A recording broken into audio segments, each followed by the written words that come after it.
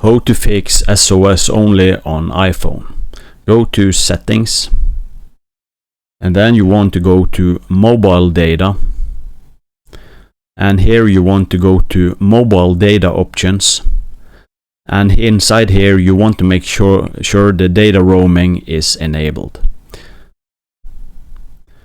And from here you want to go back, and then you want to turn on and off mobile data. And from here you want to go to network selection, and here you want to disable and enable automatic. Wait for a few seconds and then enable it again.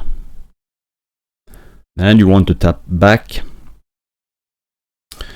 and you want to go to the settings again, and from here you want to enable airplane mode. Wait a few seconds and then disable it again. And from here you want to scroll down to general, and then you want to scroll down to transfer or reset iPhone. Tap it, and from here you want to tap reset on the bottom, and here you want to tap reset network settings.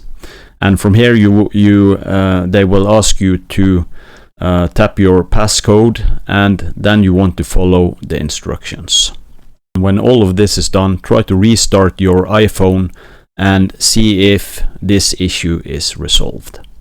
So this is a few steps you can try to fix the SOS only on your iPhone. Thanks for watching. Subscribe.